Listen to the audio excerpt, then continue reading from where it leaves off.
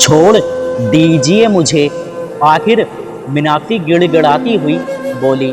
छोड़ दूंगा, जरूर छोड़ दूंगा, उस मोटे पीले पीले खूंखार चेहरे वाले व्यक्ति ने कहा।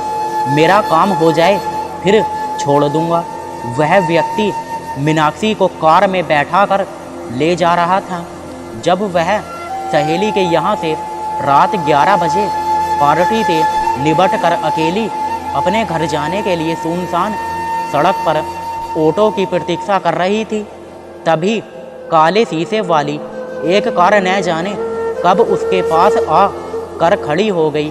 वह संभले तब तक कार का दरवाज़ा खुला और उसे खींचकर कार में बैठा लिया गया। कार अपनी गति से दौड़ रही थी। यह सब अचानक उसके साथ हुआ।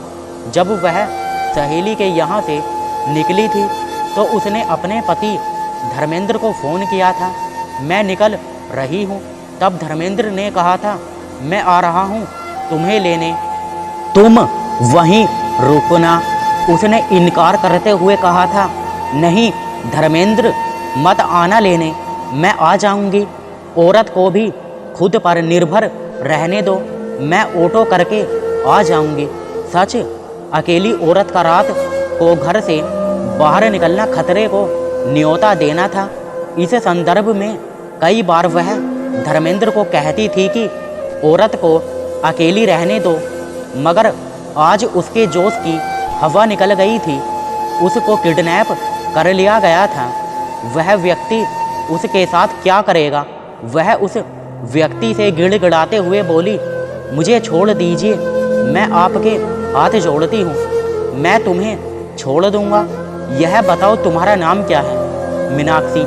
पति का नाम? धर्मेंद्र। क्या करता है?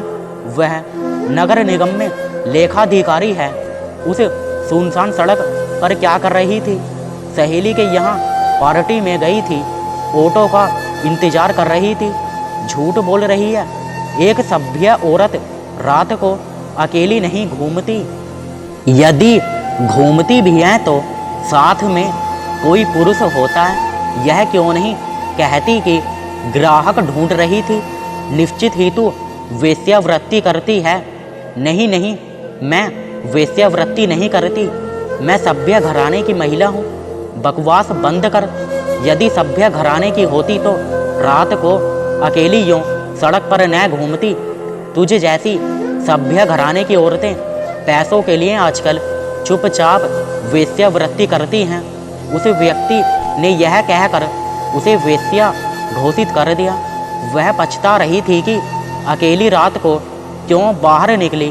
फिर भी साहस करके वह बोली, अब आपको कैसे समझाऊं? मुझे समझाने की कोई ज़रूरत नहीं। मैं तुझे जैसी औरतों को अच्छी तरह जानता हूँ। तुम अपने पति को धोखा देकर धंधा करती हो। पति को कह दिया, सहेली के यहाँ जा रही हूँ, आज मैं तुम्हारा ग्राहक हूँ, समझी? कहकर उसने कस कर मीनाक्षी का हाथ पकड़ लिया।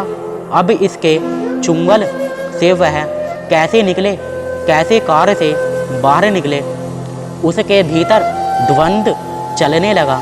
इस समय उसके पाँव पूरी तरह खुले थे। बस पाँवों का ही इस्तेमाल कर सकती है। उसने चौराहे के पहले स्पीड ब्रेकर को देख उसकी जांघों के बीच जमकर लात दे मारी। खिड़की से टकराकर उसका हाथ छूट गया।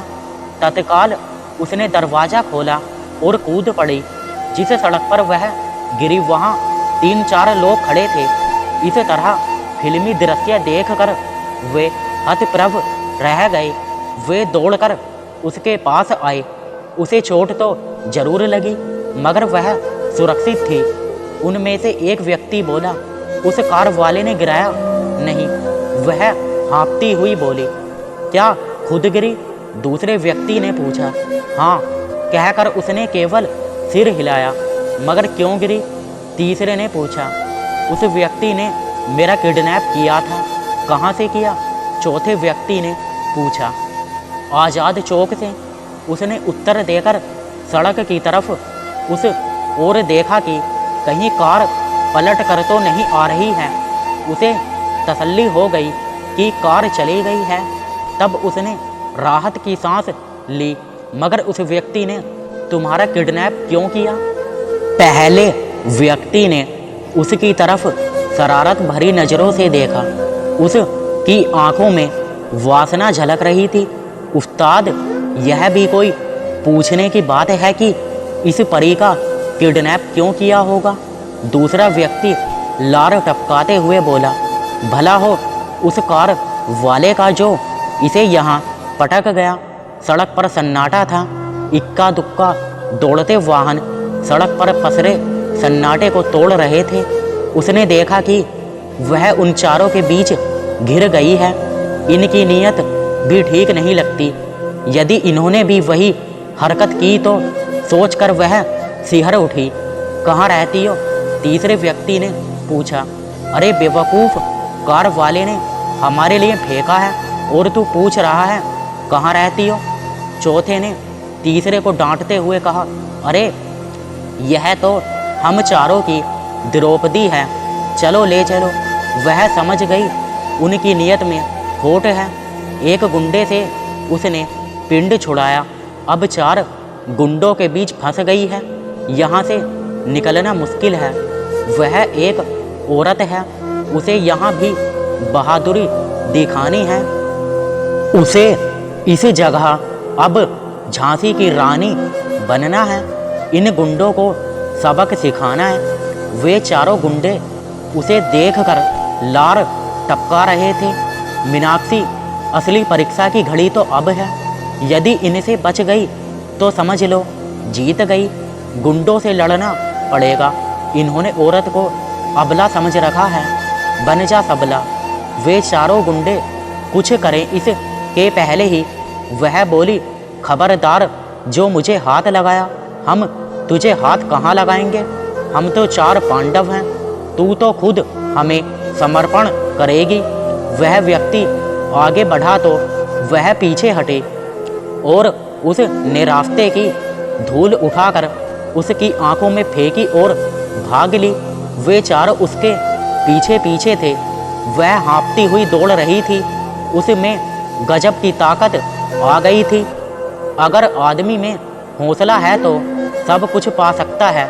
मीनाक्षी ने देखा सामने से एक ऑटो आ रहा है। उसे हाथ से रोकती हुई बोली, भैया रोको। ऑटो वाला जब तक रुके तब तक वे बहुत पास आ चुके थे, मगर तब तक वह भी ऑटो में बैठ चुकी थी। ऑटो वाले ने भी मौके की नजाकत देखते हुए तेज रफ्तार से ऑटो बढ़ा दिया। 1 मिनट यदि ऑटो लेट हो जाता तो वे गुंडे उसे पकड़ चुके होते। वे थोड़ी देर तक ऑटो के साथ दौड़ते रहे, मगर थक कर चूर हो गए। अब ऑटो उनकी पहुंच से दूर हो चुका था। उसने राहत की सांस ली। ऑटो वाला बोला, किधर जाना है? आज़ाद चौक तक। बहुत बहुत धन्यवाद भैया, आपने मेरी जान बचा ली। लेकिन वे लोग कौन थे? मुझे नहीं मालूम कौन लोग थे। वे सब घबराती हुई मीनाक्षी कहते कहते चुप हो गई। उसने सोचा ऑटो वाला कहीं और न ले जाए। आगे मीनाक्षी असलियत बताकर अपने को गिराना नहीं चाहती थी। ऑटो सड़क पर दौड़ रहा था। अब उनके बीच सन्नाटा पसरा हुआ था। वह उसकी हर गतिविधि पर नज़र रखे हुए थी। उसके भीतर एक दहशत भी थी। ऑटो में अकेली बैठी है। एक एक मिनट एक एक घंटे के बराबर लग रहा था। चेहरे पर भय की रेखाएं थी, मगर वह उसे बाहर लाकर अपने को कमज़ोर नहीं दिखाना चाहती थी। अंततः उसका बंगला आ गया। उसने ऑटो रुकवाया। ड्राइवर से किराया पूछा, 50 रुपये। ड्राइवर के कहने के साथ ही उसने पर्स में से 50 का नोट निकाल कर दे दिया। फिर उसे धन्यवाद दिया और भाग कर भीतर पहुंच गई। धर्मेंद्र बोले, बहुत देर कर दी मीनाक्षी। हाँ धर्मेंद्र, आज गुंडों के बीच में बुरी तरह से फंस गई थी, मगर उनका सामना किया, लेकिन मैं हारी नहीं। यह कहते समय उसके चेहरे पर संतोष के भाव थे। धर्मेंद्र घबरा गए और बिना रुके एकदम बोल पड़े, झूठ बोल रही हो तुम, गुंडों से क्या मुकाबला करोगी? इतनी ताकत है एक औरत में?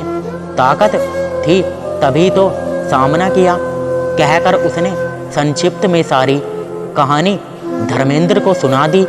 धर्मेंद्र आश्वस्त हो गए और उसे अपनी बाहों में भर लिया। दोस्तों, मेरा वीडियो आपको थोड़ा भी अच्छा लगा हो तो प्लीज़ यार चैनल को सब्सक्राइब जरूर कर दो। हाँ यार, सब्सक्राइब तो फ्री होता है, कर दो दोस्तों। और हाँ, वीडियो को लाइक करके चैनल को सब्सक्राइब जरूर कर देना। और दोस्तों, बेल आइकन को ऑल पर प्रेस जरूर कर देना, जिससे दोस्तों आपको यह फ़ायदा होगा जब भी हम आपके लिए ऐसी ही अच्छी स्टोरी लेकर के आएंगे तो उस वीडियो का नोटिफिकेशन सबसे पहले आपको मिलेगा। मतलब दोस्तों, उस वीडियो को सबसे पहले आप देख पाओगे। Thanks for watching. अभी के लिए दोस्तों मुझे दो अलविदा, मिलता हूँ ऐसी नेक्स्ट अच्छी ही स्टोरी के साथ। धन्यवाद।